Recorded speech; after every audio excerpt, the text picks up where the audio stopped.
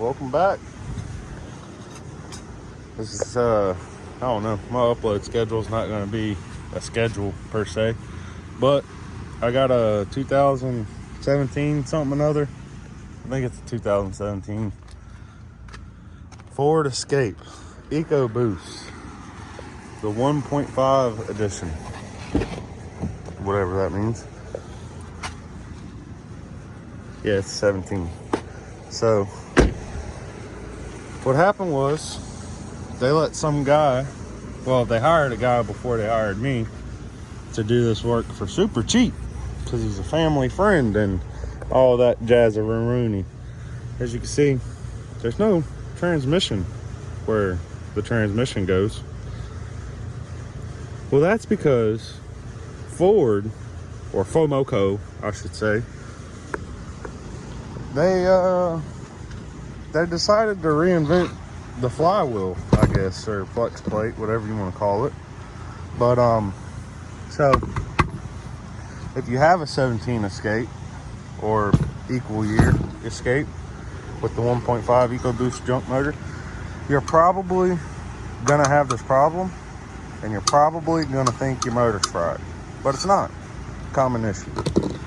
So what happened here is we got a nice little cracky poo right there. See? Well, can't really see it, but that's a crack, and there's a crack right here. And then inside of here, what happens a lot is this thing will break apart from the inside, and it'll start rattling, sounding like a rod knocker. But yeah, so that's a crack. I mean, I could say that all day until I'm blue in the face, but that's a crack. So originally the guy that was working on it before me took it mostly apart, pulled the oil pan, got the torque converter bolts out for me. He did some stuff, but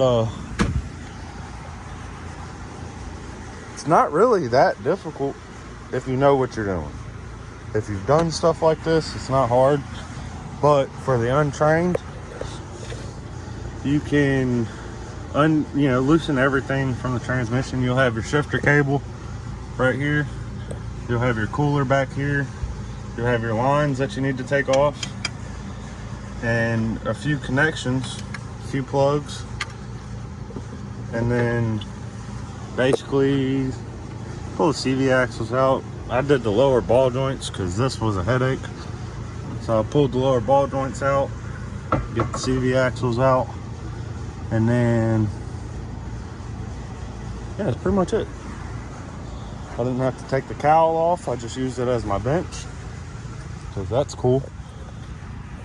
And oh, another thing, these lug nuts, they identify as a circle socket now. As a, accountability thing of the past, it was a 3/4. Now it's a circle, because LGBT, T, R, LMNOP. So yeah, I mean, it's not a very informative video. It's just kind of a little tip, I guess. I don't know what you want to call it. I'm gonna call it me sweating my butt off in 106-degree heat index, and I'm just trying to make some YouTube content. So if you like it, give me a subscribe, give me a like, shoot a comment down there, tell me I'm an idiot because I could have done this easier some other way, or tell me I'm doing great. I don't know, I don't care. Just help with the algorithm, please. I'm trying to get famous and build race cars and stuff.